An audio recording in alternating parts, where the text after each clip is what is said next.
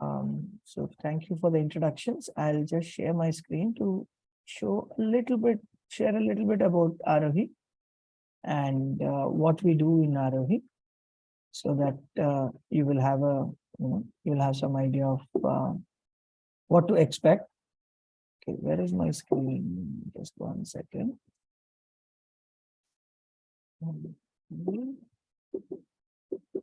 Oh, okay. Now I think I should be able to do the slideshow and then share screen, share sound. This one, optimize for video clip and share. Okay, can you see my screen? Yes, Yes, Lovely. yes, Okay. yes. So Aarohi is a open learning community. It's not just about a physical space, though the physical space, the campus outside Bangalore is a big part of it. In the Aarohi community, we practice open learning or self-directed learning. And there are many terms that are used, and we don't want to get stuck too much in the definition itself. So on the one hand, you have the totally structured, completely curriculum driven, and the choice being completely taken out of the child's hands. On the other hand, you have no structure, no curriculum, open, child chooses.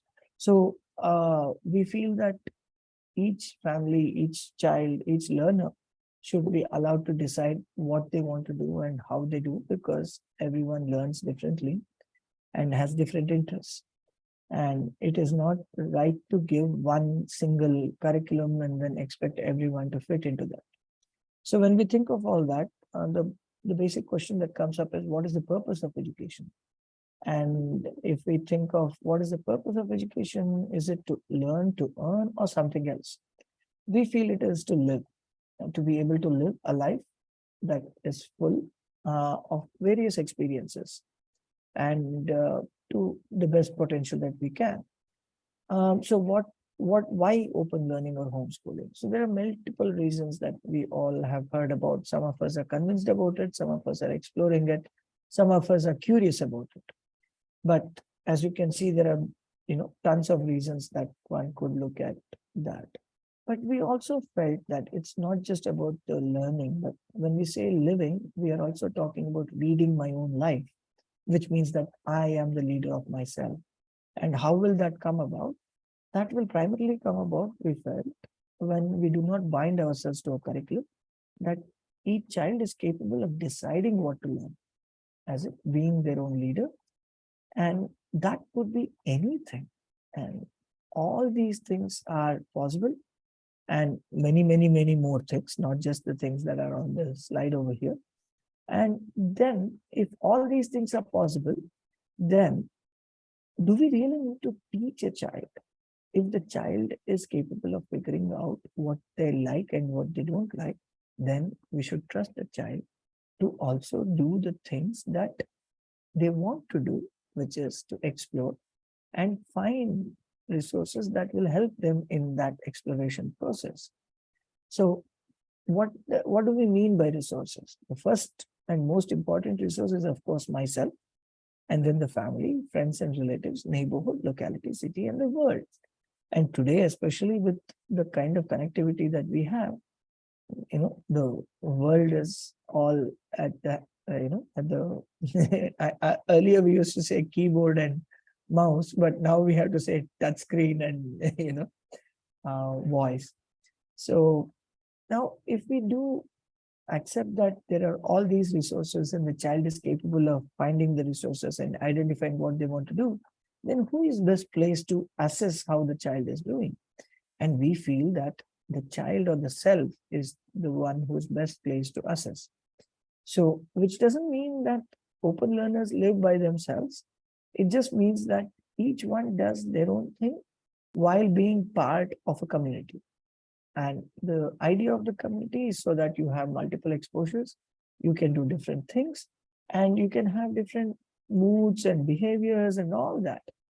And how does all this work? This works because we feel that school or college or degrees are not the only way of succeeding in what we want to do. There are various paths that one could look at. And we would like everyone to consider that, we are not bound to this curriculum and degrees only. So we have a set of people, young children as well as older adults, who are part of what we call as co-learning cohorts. And here's a small clip that I would like to play of the team introducing what they do. It's a short clip. Please view it and then we'll continue. Hey guys, I'm Srishti and I'm 13 years old. I'm really passionate about writing and today I want to introduce a concept to all of you called the co-learning cohort. A co-learning cohort is a place where we all get together and deep dive into our specific interests and passions. For example, if I like writing in my cohort, me alongside with other like-minded people will explore deeply in writing. Think of it as a school or a college, except that the curriculum is designed by us, for us. That will allow you to explore deeply into your area of passion without any constraints or having boundaries set by other people. This allows you to completely immerse yourself in your area of passion. If you're truly passionate about something, you should join the co-learning cohorts to have the experience of your life. Co-learning cohorts are a small group of people who learn together because of their shared interest or passion. We work together, pull and push each other, and we learn more about the industry we're interested in, and we grow together. That's it. So, oops, what did I do? Okay. Can you still see the presentation? Or it's gone? No, we are in the YouTube. I think change the tab. Yeah, I need to go back to slideshow. I should have pressed escape. I did something else. Okay, it's starting as that. Hey guys, I'm Srishti and I'm this again. Okay, yeah, there. So now when we say that we are there as individuals learning ourselves, and we are part of the learning journey of each other, of everyone around us, then what is our role? Our role is primarily as a facilitator. And a facilitator wears multiple hats. They can be all these things. And every opportunity to learn can be seen as a problem, or every problem can be seen as an opportunity to learn. So when we talk about learning, we are not just talking about learning in an informal way, but rather learning in a way that is decided by us as individuals. So typically, a open learner goes through a certain sequence, not necessarily, linearly. Some might spend more time in exposure. Some might be exposure. Some might need more exploration. Some might already be an expert in certain things, and some are already, doing enterprises. The enterprise doesn't necessarily mean that they do their own business, but it means that they are at a level where they can lead initiatives and do their own thing. So the idea of the open learning community is co-creation, and co-creation that happens when we live together, when we learn together, when we support each other. So we have heard this line, it takes a village. But when we say it takes a village, what does it mean? It basically means that we make connections with each other. We collaborate. We collaborate with each other, and not just collaborate, and we also mentor each other. We coach each other. We support and guide each other. And this doesn't just happen on campus. It could happen, anywhere you are, in your house, wherever you want, any learning centers that you're part of, or it might even happen when you're traveling. So we say that there are as many Aarohi campuses as there are families that are part of the Aarohi community. And that's because the campus that I was referring to earlier outside Bangalore is one of them. And this is a learning center where we have people, families joining us, spending time on campus. And with the understanding that it's not about finding an easy way to learning, but rather something that's worth our time and something that we enjoy. So yeah, let's close the presentation for now. and open up the floor for discussions. Usually we have a theme for the day's discussion. Not that we should stick to the theme, but just to trigger some ideas and share some, initiate some sharing. Today's theme is events and open learning. Usually there are certain events in curriculum driven education, which is like exams, admissions, cultural day, sports day, and stuff like that.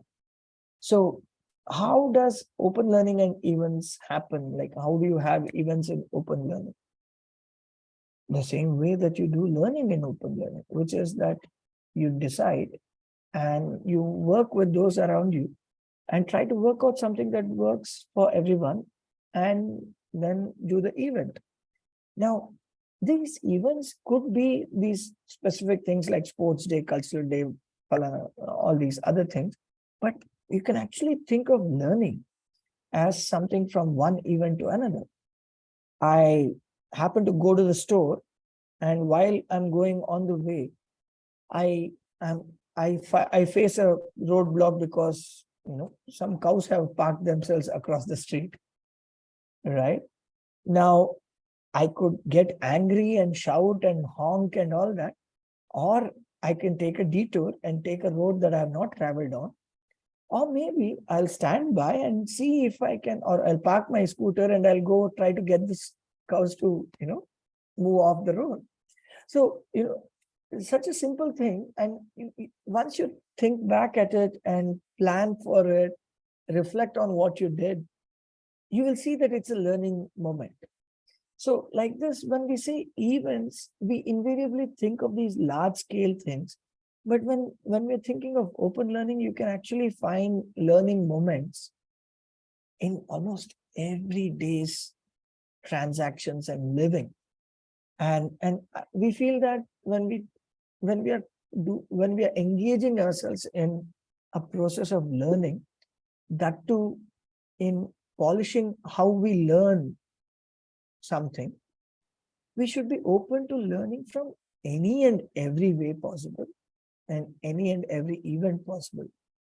And from that perspective, we feel events are really opportunities of learning, and every opportunity for learning is an event. So I would like to hear your thoughts, your experiences, your questions on this and open learning and other things too. I mean, we can talk about Aarohi as well, but let's come to Aarohi a little later. Let's first talk more about open learning and even events for that matter. So I'll mute myself and hope somebody has something to share or ask a question. Thank you.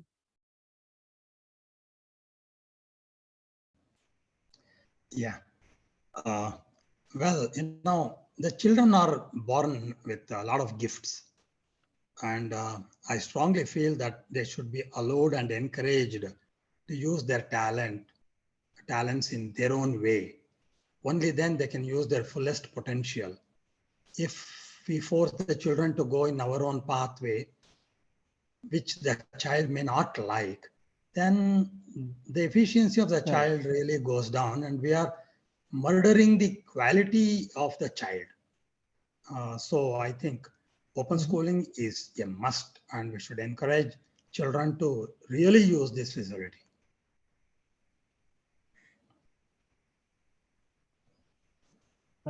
Yeah, thank you. Yeah, especially when we are looking at open learning, it does a child-driven process, and which allows the child the responsibility to take their own life and as in lead their own life, right? So completely agree with you. Completely agree. Any other thoughts or questions? Can I Yes, ask? Sanya, please. So I understand that in open learning, the child guides their own learning. I just want to understand, especially with the younger children, Mhm. what kind of guidance? I mean, is there? I we I don't know how to ask this, but it's not exactly a traditional sense of putting this Mhm. together. Honestly, I'm not thinking in the traditional way that we need to guide them, that you need to look Yeah, here, yeah, yeah. there, but some guidance, right? You leave them out in a playground, and then Yeah. how does that happen? Like, Yeah. Sakila, Preeti, Pranav has also joined. Any of you would like to step in? Of course, Leela is there too. But before we get Leela on board,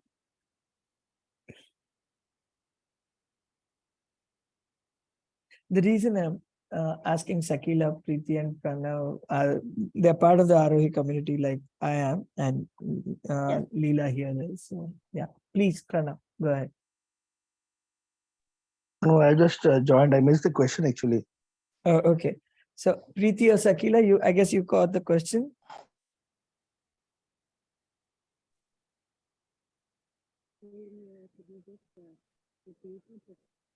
We can barely hear you, Preeti.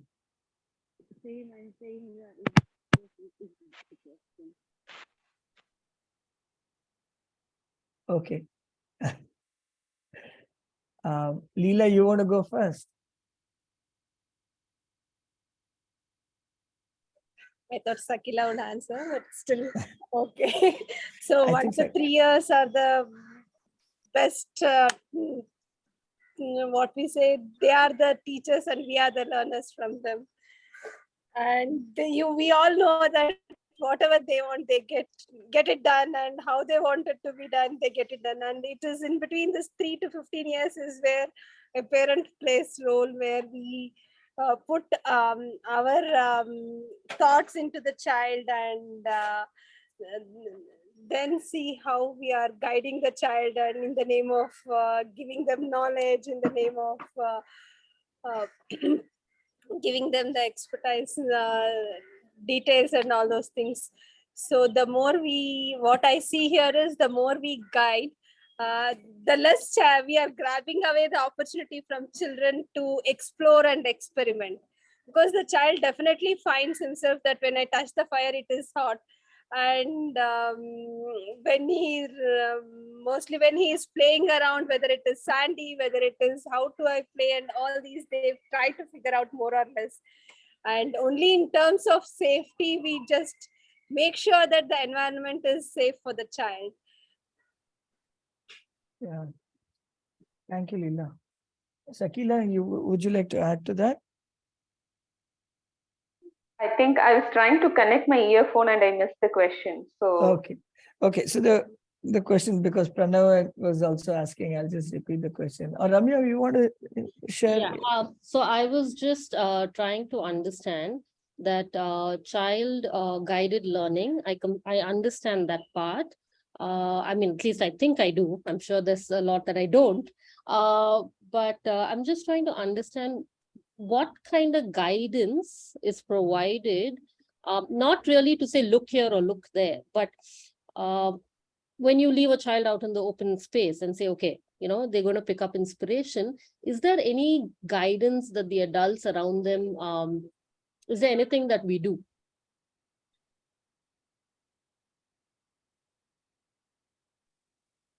I think the guidance what child seeks is what we can offer.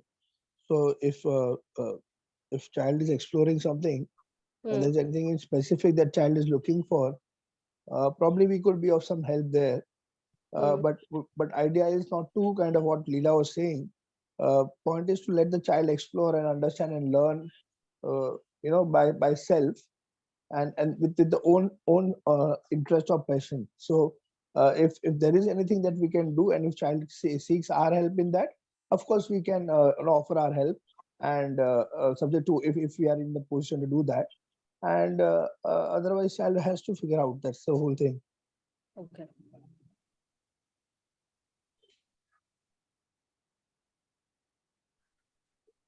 Yeah, I think one of the things, Ramya, that I feel is that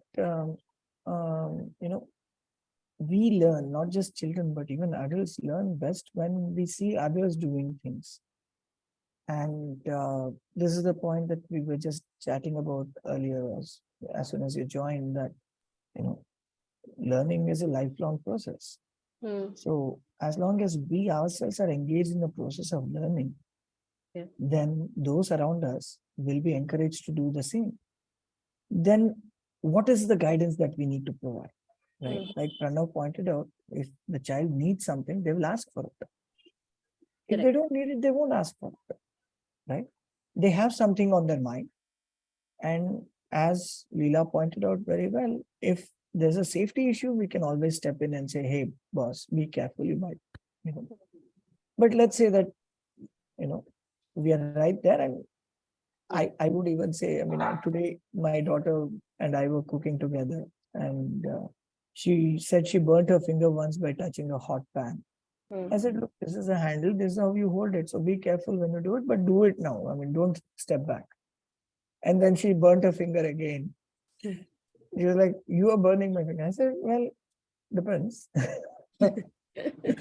So I'm pretty sure that Ebony has learned how to handle the pan now. And it's okay. I was right there, and it was a safe environment in that sense. So we should. Oh yeah, she's just shouting that she can cook pretty well. Yeah, I know you can, dear. Oh. So yeah, we should accept mistakes, and not just accept mistakes, but actually learn and engage with, embrace mistake. Because unless we make mistakes, we can't learn, I feel. And that's the whole thing. And probably underlying that question is also the point of, what is the objective of the learning, right? Do I need to make certain grades at certain times? Is that the objective? Then there is a pressure on the parent to perform, show that I'm able to guide my child in a certain way. But then when we say open learning, when we say it's a lifelong process, we let the child drive it. And we let them decide where they want to get in a week, in a month, in a year. And that's why I was saying when I was talking about events that, what is an event is something that each of us will define.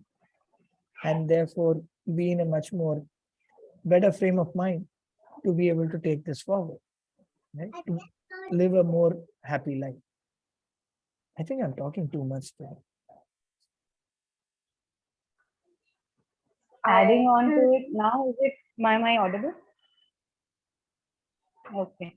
So adding on means when Ramya, you're asking what we should do, like I also would like to say that just be with them. That's it. Means they know they will chart out their journey, and they will seek help whenever they need it. Just being with them, and they being aware of the fact that you are there for them whenever they need you, then that's good enough support that we can provide. And just to add to what Preeti is saying, like today I wanted to learn something from my daughter. Like she knows a bit about how to upload something on say Spotify, a podcast, and which I am not aware of. So usually this thing about guiding someone, like I will make someone ready about something, comes with this belief that I know everything, or I know the most of everything. And with that thing, we kind of approach the whole thing. So today when I wanted to know something, I went to my daughter and asked her, okay, Mishti, guide me. I want to learn how to do this, uploading this podcast. So she was helping me. So so it's the same thing. I mean, she never expected me, Papa wants to, learn podcast. And she never came like 3 days back and said, Papa, come on, I will teach you podcast today. So that was never the idea. Today I wanted to learn something and I approached her. So that's how I think it should be, like both ways. So I hope I could answer some of it. Just to add to all your experiences, one thing I also add is many of we do go for outdoors with children, and when we go for outdoor with children, specifically we as adults, we step back, and to add whatever is our experiences, we step back, and we as a learner just sit with children and learn along with them. Like, what is the purpose of going? Where are we going? What are we going to do there? And also, how do we go there? And what all the safety we might have to need? And it could be what is the cost? What is the budget? What will be the food? Where will we eat food? And all these are little questions. When we explore together with children, there lies the beauty, where children lead us. Actually, we don't we sit back and we enjoy the journey, but children do lead us. It could be any age. That is our experience, that children have been doing beautifully as a leaders, taking us through all kinds of cities, even in India.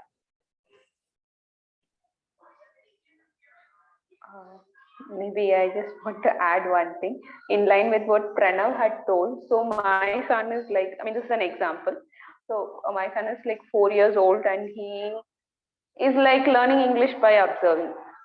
So what he does is like, so today he was taking a paper and he was writing, I play toys. He was not writing actually in the same English word, but he was writing something. And then sometimes when he has to play something on YouTube or something, he asks me for spelling. I want to see some cars, so tell me the spelling of car.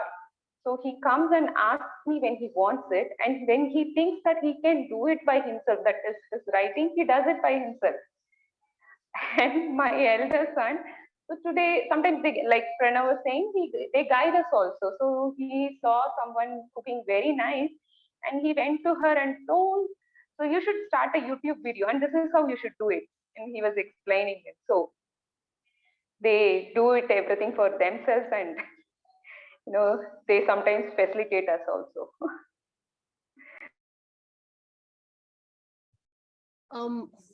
Can I so I understand again to a certain extent.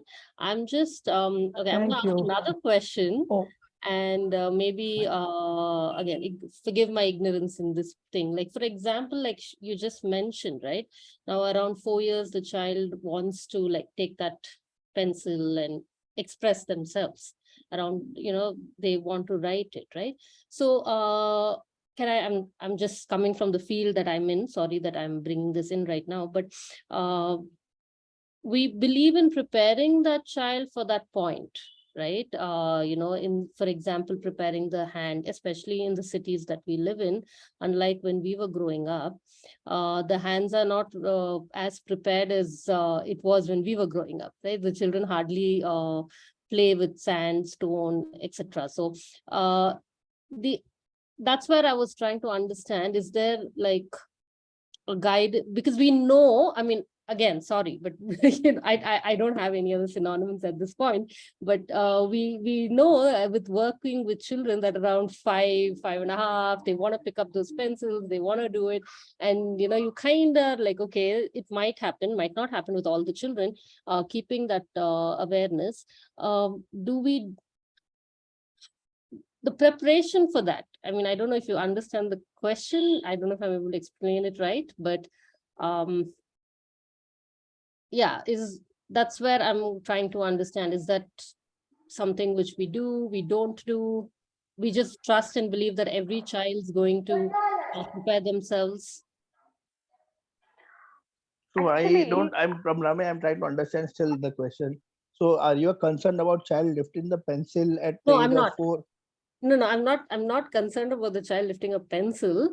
I'm just trying to say now, there are situations where we have seen with our own children, when in my line of work, that if a preparation has not been done with the hand, right? We live in the city, right? Children are not really working with stones and mud and climbing trees like we did. And they are kind of, maybe the hands are not as strong as it's supposed to be. So around the ages of 5.5, 6, sometimes children want to write, but are unable to, are not prepared for it. If I Yeah, think basically it's a kind of concern in terms of safety or health thing, right? That's what you're saying. Sorry? It's in a way of a concern for you, right? Like the hands are not ready and child wants to write. Yes. This is what, yeah? Of Yes. course, if that's your concern as a parent or as an adult, of course you can share that concern with your child, and probably if there is a way to explain it or way to express it, you can do that. So as a family, each family will have a different thought process. So that could be like, say, one belief that you have, my belief could be different. So each one of us would have a different belief. There is no right or wrong in terms of like what is the right age of lifting the pencil. Correct. So so if as a family or as a mother or whatever, you have that concern, of course you can share that concern with your child. Say, like, say if I have the concern of my child cooking, and if I feel, okay, the way he's doing or she's doing, she might burn herself, then as a preemptive, I might, if I'm there, maybe I will just kind of alert, and I say, probably I feel this could be the situation thing, so be careful. That's it. So I think we should, that's something to stop that. It's not that we want the child to get burnt and then the child will has to understand that way, or child has to fall from some mountain and then learn that not to be on the cliff. So that is not the idea. The point is, yeah, if we see the concern or there is some safety, as what Vijay was mentioning, and you feel that is a concern, then of course you can share that. But point is, uh, where do we leave that? Where do we leave our fear and let child explore? Again, here comes a story where my daughter wanted to learn cycle, and I was concerned as a father, and I was like constantly like, Misty, don't do this, Misty, don't do that. Finally, she said, father, just relax. Worst case scenario, what will happen? I'll fall for 2-3 times, but I'll learn. So now, if child is confident enough to be with the outcome, then fair enough. Then let it be. Okay. Because many times we kind of our fears, we kind of let our fears dominate the whole thing, and the child might not be seeing that fear at all, and that fear could be anything, could be expression, could be anything. uh, it could be physical, it could be something very emotional, social, expressive. We assume things to be in a particular way because based on our experiences, based on our past, whatever we have encountered. This is what I feel. But every person can have a different experience, right? Correct. So yeah.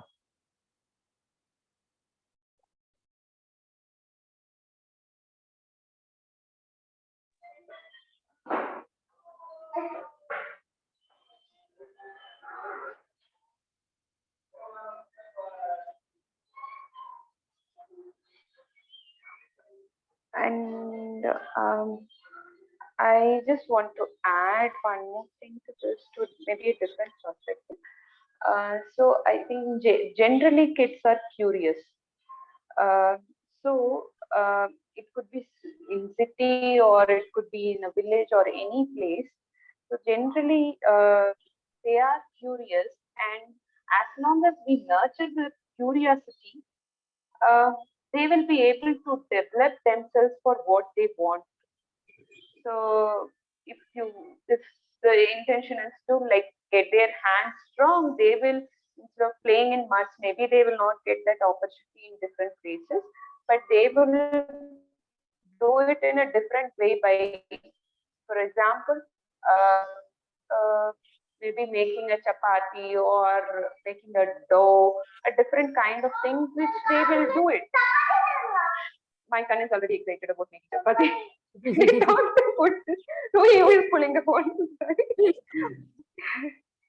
So they'll find their own way to do it. So I'm able to figure out that because my elder son, I was literally not nurturing his curiosity when he was small, but this younger one, I couldn't spend much time on him. So he's by nature he's not lost that curiosity yet. So he is like, he will be running with me every time, running with me, doing whatever I'm doing, and he kind of finds out ways to get his hands strong or different, whatever he wants to. Yeah, don't know if I'm making sense.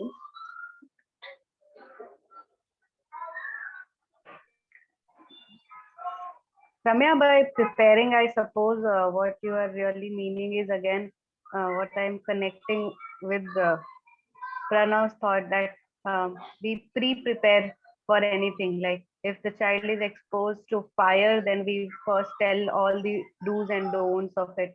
if the child is prepared to some kind of a current or electricity, then we tell in advance that these are the do's and don'ts. That way you're saying like preparation for the like coming up event or something like that. Um, no, I think I'm just trying to understand better here, Preeti. I'm just so before you joined in, I did mention that so I've been working in a Montessori environment.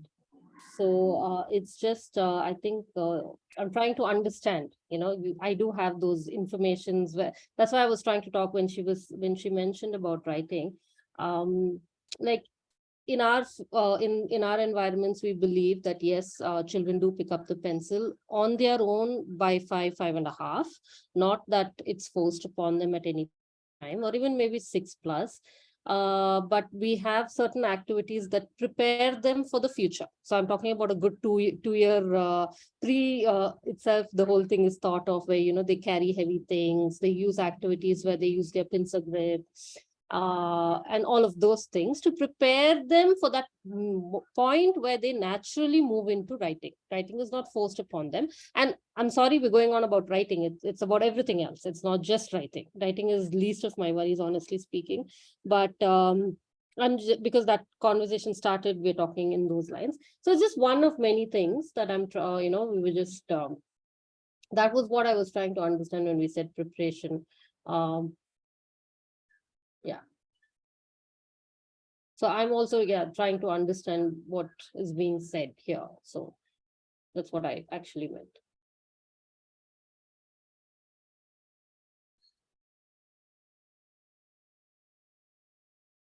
If I try to understand what Ramya you're asking is, see, for any kind of a skill to develop, the first part is exposure, where the child gets an exposure to see, observe, and then explore. Yes, that's pretty much what, because you like, I think sir mentioned in the beginning that you role model, right? So some form of role modeling, something that the children are seeing. We face that now with all our children. They don't want to write. Again, going back to writing, because none of us do it at home anymore, right? We're all on our phones, or we're all writing those grocery lists on our computer screens. So the first thing we tell our parents when the children are around the age and they want them to write, we tell them, you need to start writing at home, because there's some amount of role modeling that has to happen. So exactly what you said just now, that some kind of exposure towards certain things, in form of guidance, is what I was trying to understand. What I say is, writing is just an example. It could be for anything. If the child is seeing around with, I have seen children like stitching. There is a 5-year-old who is seeing stitching in its environment and he picks it up. And then he sees once or twice he gets little hurt, and then he sees how to handle over it and how to he asks when he is asking help. I don't know how to put the knot. When I am stitching, my hands are getting hurt. So what to do with it? So the child is preparing himself with all his doubts and with his failures, with his experiments and exploring. So whatever is in the environment, that's part of their exposure. And it could be for any skill. There is no age limit. That is what I have seen. It could be in terms of carpentry. It could be in terms of stitching, cutting vegetables, using knife. Children, 3-year-old, they use the knife what we use in kitchen. So it is, the more they observe, the more they see, the more they get to explore on those tools. Children just get used to these things.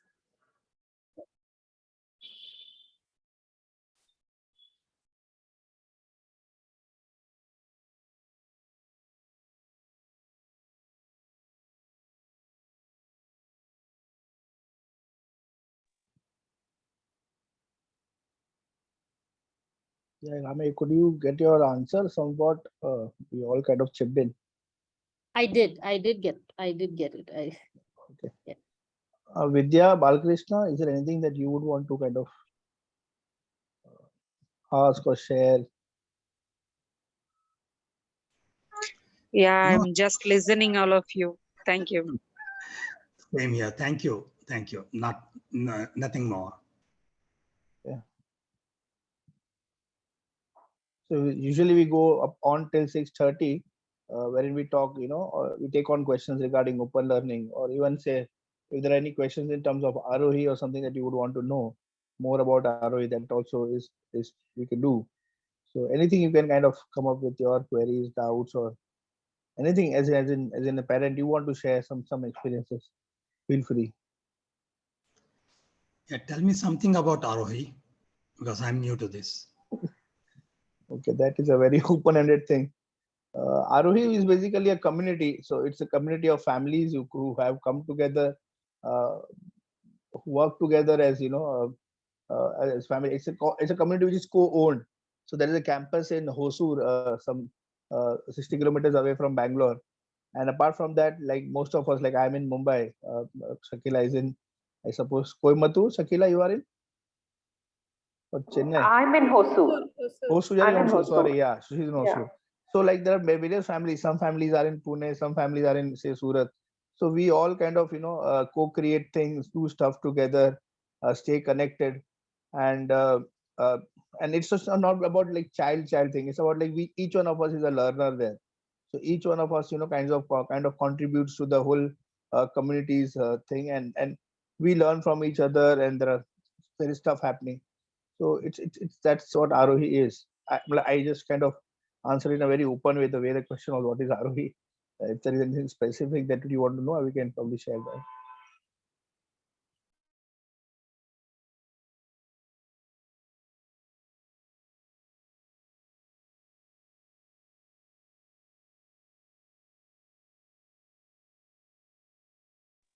Leela, you would like to share about Aarohi? Little more. Mm, yeah. mm, Yes, as Pranav said, we are all open community learners. We all learn together. There is no child or adult here, so we all learn together. Like how today different families have come up to connect with you all, and also to share our experience, and also to answer your queries. In the similar way, every learner in Aarohi community come together to learn what they want to learn, how they want to learn, and with whom they want to learn. So all these are part of our learning process. Um, so we collaborate together, and we learn together. We connect with each other as a community, and we share, we discuss, and we learn together. So as a community, we live our though we are in different spaces, still it is as if we live together and learn together. It is that kind of an experience what we Yeah, it's more of living. Like we as a there are many families who kind of are together. So somewhere I know what's going through Leela, or what is Leela going through. So that. So it's like as a family, we all are together. So it's like more of living together, and in that living, the learning and other things happen.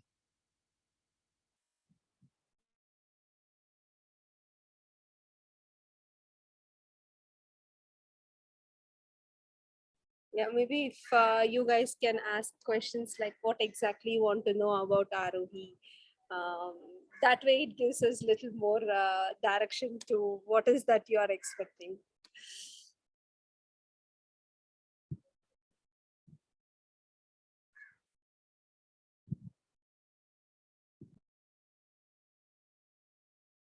Mm. So it's an open space where children the children stay there, right? We do like in campus there is an option where it's just a space where we come together and learn together. Okay. And in also there are families from different parts of the world also where they are part of the community and they learn with the community. It's not required. So not required that we all come together physically, but we still learn from different parts. So to be very specific to your question, so there are two ways that you can be part of Aarohi. One is physical space wherein the campus is 60 kilometers away from Bangalore, like Pranav mentioned, in Hosur, Skelamangalam. So that campus has accommodation. It is residential campus. So and it is not only the child that can live or few children who can live. It is the whole family who can live together. Like if I want to go there from Bombay and me, my husband, my daughter, all of us want to go and stay there for a week's time or a 2 weeks time or a month's time, it is up to me. It is not absolutely not like nobody says no to the family, or nobody says ki, it is only the child who can stay or only the family who can stay. It is a mix of anything and everything. You can stay for based on a prior intimation and a prior communication. You can stay for a week or a month or 1 day also, or even 5 minutes also, just to explore the space. So it is that open. Means there is no course, there is no curriculum. The curriculum is designed by all the designers there. Means whoever is designing their lives, they are making their own designs of curriculum, and then they are following that curriculum. They are following that design for themselves. So there is no particular curriculum that anybody is following, and no single individual is following any particular thing. It's all mix of everything, and there is a lot of co-creation happening. So that is the physical space. Then there is also an online space wherein people who cannot reach out easily, like Mumbai, Surat, Dubai. So these spaces are far away. So once in a year or twice, thrice in a year, we make it to campus, but it is not a regular feature for us. So we connect online. So, and when we are connecting online, then even the people who are there on campus, they are also connecting online. So we are all, as families and as a community, we are all very well knitted, and we all know each other very well. And we also go out together for some events or any adventure sport or anything that we want to. Like we have gone for surfing together, then we have done trekking to Kumara Parvat together. So that time, then like depending upon whoever wants to go, we go in a group of 20 people, 25 people. So that way also, as families, we come together and we have a lot of connections and like that. So, and apart from Zoom, there is another way of connecting is where the whole community is there present, and they share their doings and they share their whatever learnings or anything new they are doing, that is shared on Discord.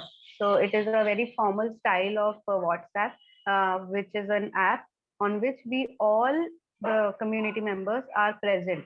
So we just keep sharing there our everything. So based on that, we all keep connected. We all understand that who is doing what and all, and how do I connect with that person. Whoever is, say someone is doing crochet and I really want to learn from that person, so I can connect with that person because that person has shared on Discord that that person is doing crochet.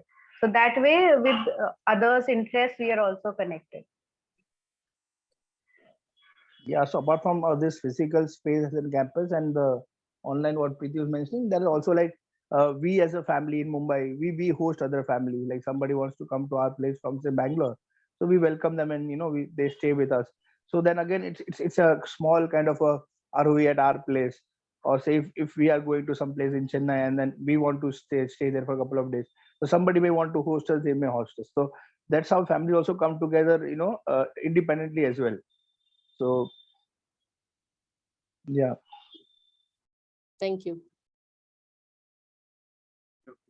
Is any procedure or there to stay in Aarohi? Yes, it's shared in the website. What is the process to do a day visit, or if you want to just visit for half a day, come and see the space and experience.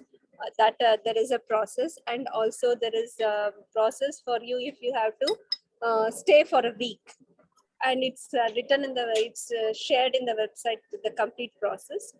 However you want to decide to experience, you can experience, and once you register, then one of us will connect with you to share the details about how to take it forward.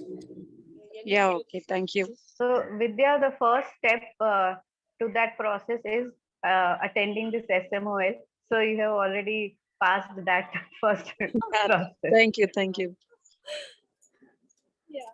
So every Thursday there is a day visit, half a day visit, where people come in the morning at 8:30 and they can leave by 2 o'clock.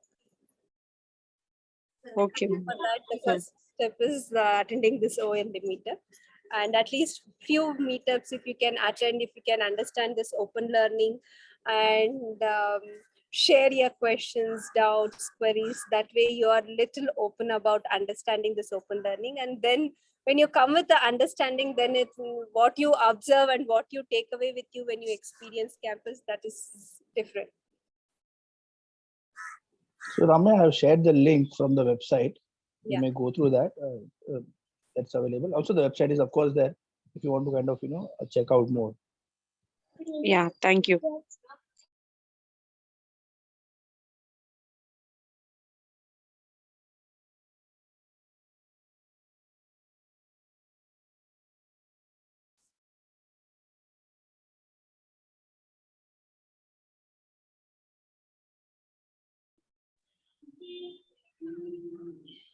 So, Leela and everybody, if there are questions, then we can continue, or else if there are no more questions or any more discussion, then we can discontinue.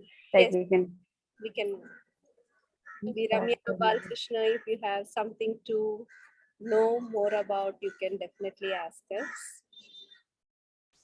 There is quite a bit, but at this point, I'm just trying to assimilate the information received. So maybe next time, definitely we'll ask more questions. So we meet every Saturday, same time, same link that you used today.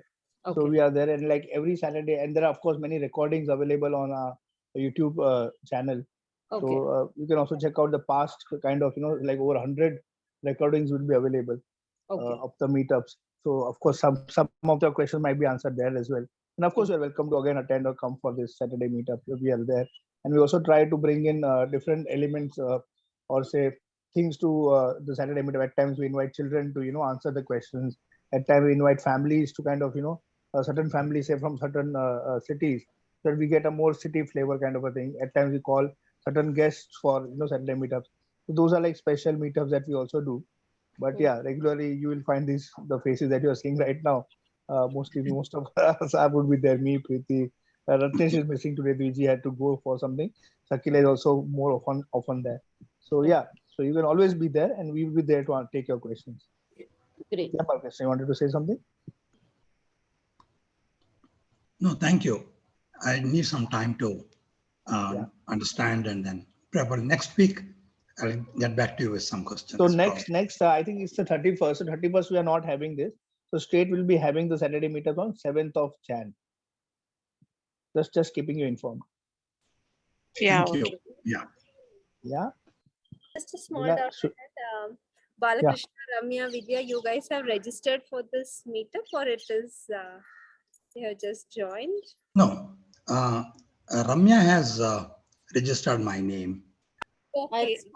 I had called the contact number. I spoke with someone. I'm sorry, I don't remember the name. Okay, that's fine. Yeah. Thank you. Yeah, we will. Yes. So every Saturday there will be meetup, except for the next Saturday coming Saturday. Please do join.